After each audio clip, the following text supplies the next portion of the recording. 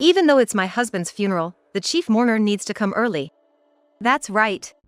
Everyone's waiting. Out of the blue, I received a call from an unregistered number, and when I answered, wary of a potential scam, my ex-mother-in-law blurted out something outrageous. It seemed my ex-father-in-law was there too, making me brace for what was coming. What's going on all of a sudden? That's because Tom has died. You owe him a lot, right? It's only natural for you to act as the chief mourner. Oh, and make sure you bring a sympathy gift, please. Their words were all over the place, and my head started to ache from listening. But I attended Tom's funeral last year? What? Why would they be surprised? After all, I was informed about Tom's death roughly a year ago and had attended the funeral. Apparently, my in-laws hadn't realized I was there. What do you mean? I could hear the tremble in my ex-father-in-law's voice. Taking a moment to compose myself, I began to recount my attendance at Tom's funeral. My name is Sasha. I'm currently 41 years old and work as a nurse. My 3-year-old daughter, Anna, recently started to use more words she learned in daycare, chatting with me like a little chatterbox. She's at such an adorable age, and I'm willing to work hard at both my job and home to raise her. In fact, I'm a single mother, having been married once before and then divorced. My ex-husband's name was Tom, a taxi driver who was 4 years my senior. When we first met, Tom was gentlemanly, and despite being in my mid-30s, I found myself quite interested in him. Professionally speaking, I earned a bit more than he did, but that didn't matter to me. I was head over heels in love with him at the time. I believed our happy days would continue forever. I never doubted it until we parted ways. I'd like to explain, step by step, why I ended up divorcing Tom. We met at an event that was held in the city. Being engrossed in my work, I had missed the so-called marriageable age and started feeling lonely about spending my life alone. At 36, I thought my chances of getting married were slim, but I believed nothing would start if I didn't take action. So, I joined a mixer recommended by a friend. It was an event in New York, so there were quite a lot of participants, roughly 100 men and women. The women were in their 30s, and the men ranged from their 30s to 50s, which was a relief because I didn't have to compete with women in their 20s. However, men usually approached women in their early 30s, and at 36, I was already feeling defeated. That's when Tom, who happened to be at the same table, struck up a conversation with me. The seating's a bit cramped, isn't it? Would you like to talk somewhere else, just the two of us? Yes, I was thinking the same. Tom found his way into my heart by creating an opportunity for us to talk one-on-one. Moreover, he was a reasonably handsome man, and I guessed he must have been quite popular when he was younger. He was a taxi driver by profession. I didn't care much about annual income when it came to marriage, but I knew some women did. Maybe the good-looking Tom was single because of that. It's my first time at an event like this. I wasn't sure how to act. It took a lot of courage to talk to a beautiful woman like you, Sasha. Oh? Thank you. I blushed immediately, not used to being complimented. Honestly, I wasn't the type to be called beautiful, so I quickly realized Tom was just being polite. Still, I was thrilled to be complimented. As the event came to an end, we warmed up to each other through harmless conversations about hobbies and how we spend our weekends. We exchanged contact information and went on a few dates afterward. Despite being an adult man, our dates weren't just quiet dinners. He also took me to movies and aquariums, responding to my suggestions. If I didn't think about income, he was perfect as a marriage partner. As we continued to date, I started to fall for Tom seriously. I hadn't expected to experience that sweet, sour feeling of love again at 36. But I believed love was necessary for marriage, so I took the initiative and asked Tom out. He seemed surprised that I made the first move but soon smiled and said I'd be happy to. So, our serious relationship began, but given our ages, Tom proposed quite soon after we started dating. I was overjoyed and immediately said yes right there and then. I was so grateful and happy that Tom chose me, a woman not so young anymore. Shortly after we started our married life, I was surprised to find out I was pregnant within just about 6 months. This was a shock to me. Many of my friends who got married in their 30s lamented how difficult it was to conceive, so I had almost given up hope on having children. But here I was easily pregnant, which was both a surprise and a great joy. I reported the pregnancy to Tom right away. His reaction was one of shock, as if he hadn't expected it at all. Sasha, is that true? Yes. I got it checked at the hospital, so it's definite. Is that so? Tom looked down, his eyes averted. Was there some problem? But in the next moment, he was back to his usual smile, saying, "That's great." I let my guard down completely then, not knowing that the situation was already taking a drastic turn. The pregnancy journey began, but throughout, I was constantly in poor health. Some pregnant women go on trips or visit spas during their stable period, but I was far from feeling active. Morning sickness was terrible, and I couldn't do any housework, let alone feel better during the stable period. Even talking to Tom felt like a chore, and I couldn't eat at all. When Tom asked if I was okay, all I could muster was a vague "yeah, well." Perhaps giving up on conversing with me, Tom started to leave me be, creating a bit of distance between us during my pregnancy. It was lonely, but I believed that once the child was born, we would return to the happy family life we used to enjoy, so I managed to get through the pregnancy. Later on, I gave birth to a healthy baby girl. I named her Anna and called her that even while in the hospital. Her chubby cheeks were so adorable, and despite the tough delivery, I felt it was all worth it. Tom couldn't be there for the birth due to work and didn't show up at the hospital at all. Whenever I reached out, all I got back was "I've been really busy at work," and with that excuse, I couldn't say much. Eventually, Tom never showed his face, and my hospital stay ended. I had to take a taxi home alone with Anna in my arms. Looking at the taxi driver's back, I wondered if Tom was out there driving just like this, as I headed home lost in thought. As I opened the front door saying, "I'm home," I was startled to see unfamiliar women's shoes lined up. What was this about? Before I could think further, I was startled by the sound of a man and a woman's voices coming from the bedroom. Tentatively approaching the bedroom, I peeked inside. "What are you doing?" Holding Anna, what I saw was Tom embracing a woman who appeared to be nearly 20 years younger than myself. "What?" The woman, startled by my voice, turned around in panic, naked. Tom too looked at me in shock. "Sasha, was today your discharge day? I had no idea." Trying to act nonchalant, but his words were far too ludicrous given the situation. "Lies, I informed you just yesterday." "Oh. I forgot. Sorry. As you can see, let's just break up." Feeling perhaps it was too bothersome to be blamed, or since his infidelity was already out in the open, Tom quickly suggested we break up, making me feel sick to my stomach. Without even a moment to be upset. "So, let's just end this quickly. Please and thank you."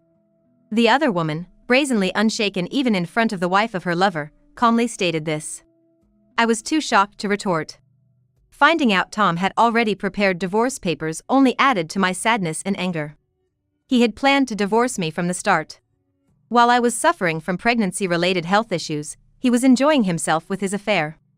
Just imagining that he was doing this even during my delivery sent chills down my spine. "It's your fault, you know. I didn't want kids, that's why I married you at 36, and then you just went and got pregnant so easily." Tom cursed me in a tone I'd never heard before. Tears streaming down my face, I signed the divorce papers. Anna started crying midway, and I became flustered. Even seeing us like this, Tom just sent a cold look our way, as if to say, "Kids are such a nuisance." After a day that felt like a nightmare, I went to file the divorce papers with shaky steps. The situation was too overwhelming to grasp fully. When I finally told my parents, planning to stay with them for a while, they were furious. They seemed ready to confront Tom, but I refused.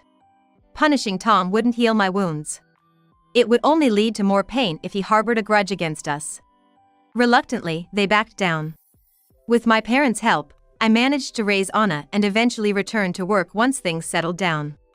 Just as Anna was about to turn 2, and I had healed from the divorce and gotten used to balancing work and motherhood, an unthinkable event occurred. It was a Sunday afternoon. My parents, wanting me to rest, took Anna out, leaving me alone to relax and watch TV at home. Hearing the doorbell, I thought it was a delivery and opened the front door. "You are..." I was speechless at the sight of the person standing there. A young woman in her mid-20s, tall and stylishly slim. With flashy nails and fairly heavy makeup. She was a beauty that would catch anyone's eye in passing. I recognized her as the woman who had been in bed with Tom. But why was she here at my parents' house now? My mind was filled with questions, and I was too stunned to speak. "Hello, it's been a while. My name is Holly." To get straight to the point, my husband Tom passed away recently. There's a funeral tomorrow, and you need to attend. If you don't, Anna's life is in danger. Holly spoke in a monotone, her gaze piercing me. Her eyes were hostile, instilling fear in me despite her being much younger. The threat, Anna's life is in danger, sent chills down my spine. Is it true that Tom has died? Yes. It was an accident. He died instantly. Despite announcing her husband's death, Holly's expression didn't change, making me wonder if she had any human emotions at all. Okay. But why should I attend his funeral? You and Tom betrayed me. I don't want to speak ill of the dead, but I don't feel obliged to attend his funeral. I managed to say this firmly to Holly, despite my fear. Then Holly's expression twisted grotesquely, like a demon. I gasped in horror. Shut up! Give me money, or Anna's life is in danger, got it?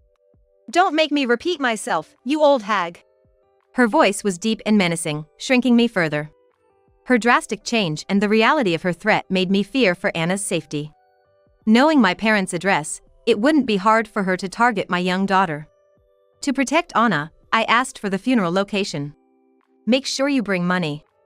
Holly emphasized bringing money and left once she finished her business. I was frozen in fear for a while, collapsing at the entrance.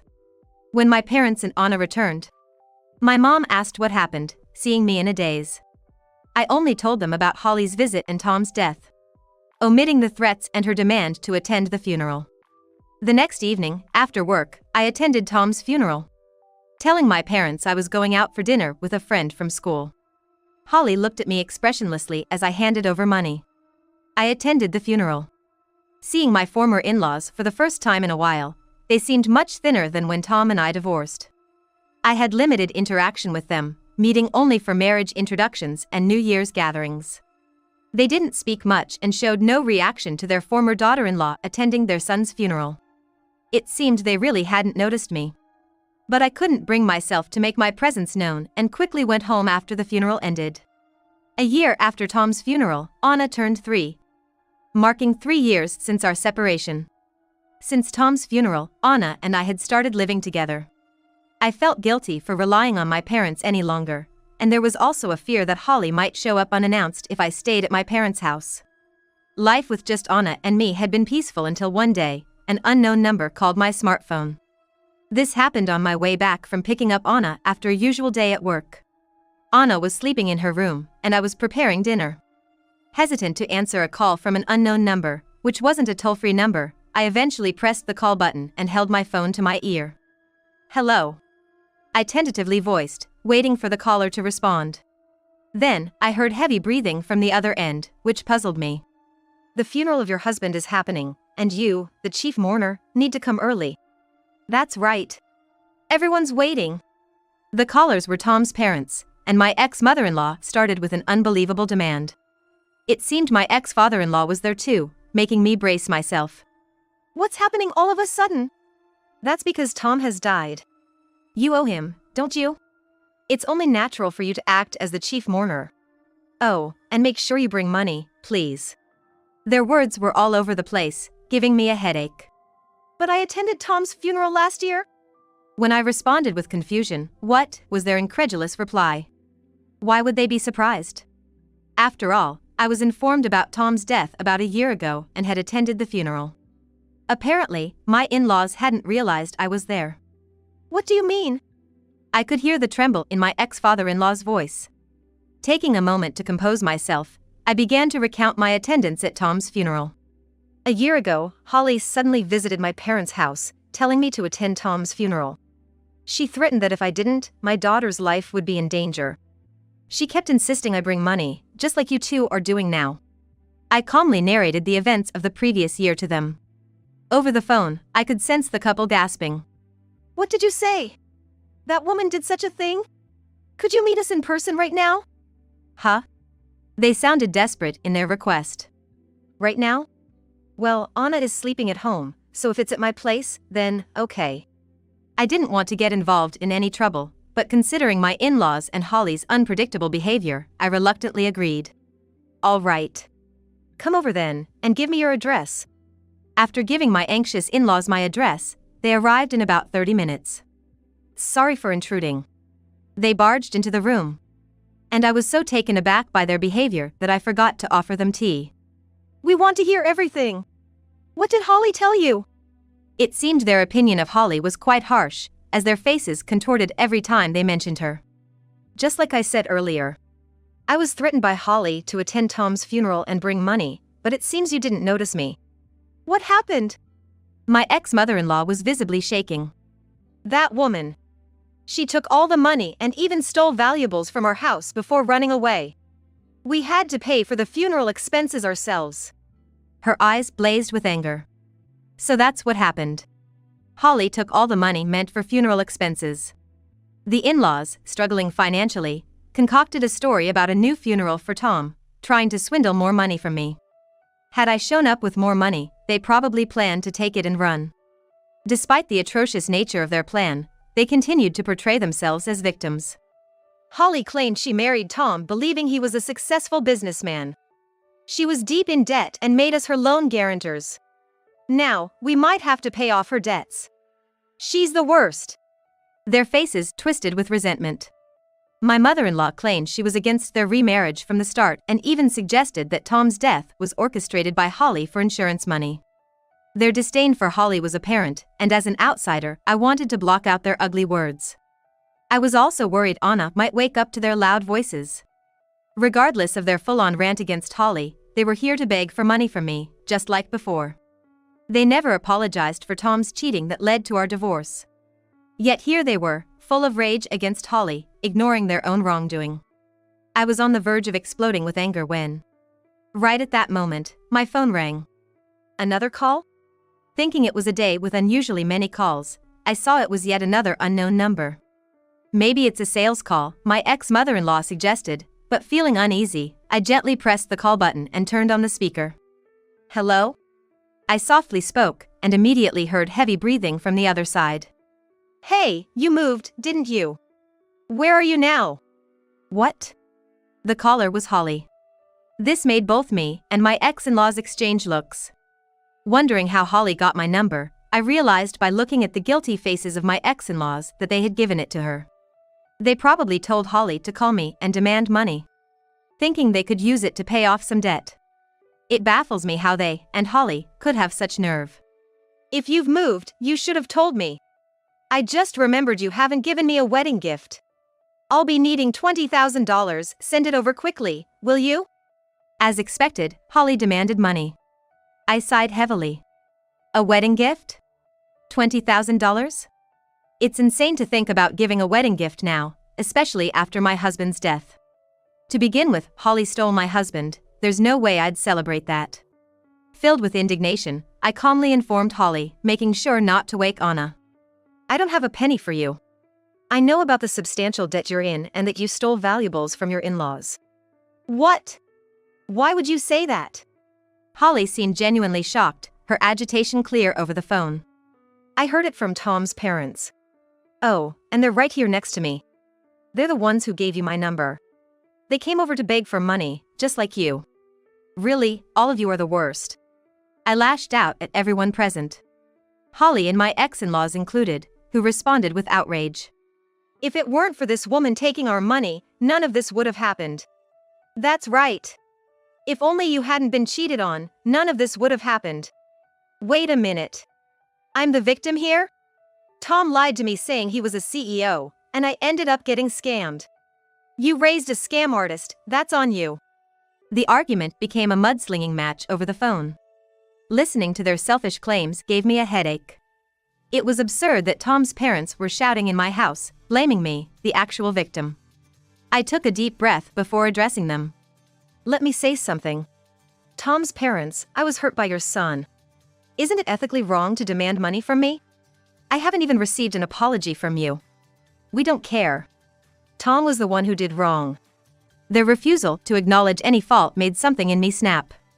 Fine. Then I won't hold back. I'm calling the police on you for attempting to defraud me with a fake funeral. What? The word police made them shrink. Police? Holly's mockery was audible even to her, serves you right. But I shot back. What's so funny? You're getting reported to the police too. What? Holly's shock was loud and clear. Why should I deal with the police? I told you I'm a victim. I was poor and met Tom on a dating app. He sweet-talked me, saying he could take care of me because he was a CEO. I didn't even know he was married. When I found out about you, his wife, I was shocked and even had to pay alimony.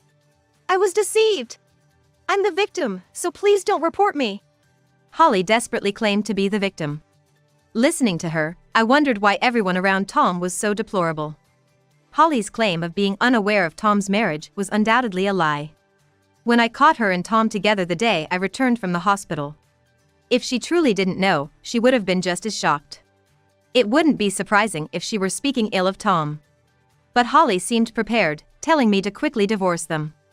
So, her story of being deceived by Tom was unlikely. Even if Tom lied about being a CEO, she approached him blinded by money, which was her responsibility. I couldn't sympathize with her playing the victim. Deciding it was time to end this, I spoke firmly. Stop lying. I won't be fooled by your tactics anymore. I'm ending this call and reporting you to the police. And to my ex-in-laws and Holly, never show up in front of me again. Goodbye. I first hung up the phone and then kicked my ex-in-laws out of the house. They were begging for mercy, saying, please, anything but a report, but I ignored them all and immediately dialed 911.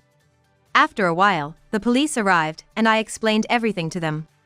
My ex-in-laws were under suspicion for attempted fraud, and Holly was suspected of both fraud and theft. They would likely be arrested. Mom, what's wrong? Anna emerged from her room, noticing my distress. Oh, nothing, honey. How about we move again? Move again? Yes.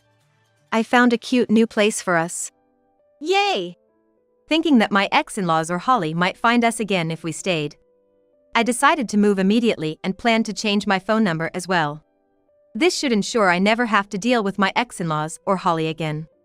Later, after successfully relocating to an apartment closer to my workplace, I learned new facts about my ex-in-laws and Holly. Despite their attempts to scam me, it turned out they had also been deceiving relatives and coworkers for money. The thought of their vile schemes made me sick. Those who had lent them money initially did so out of goodwill, but soon realized something was amiss after being asked for money repeatedly.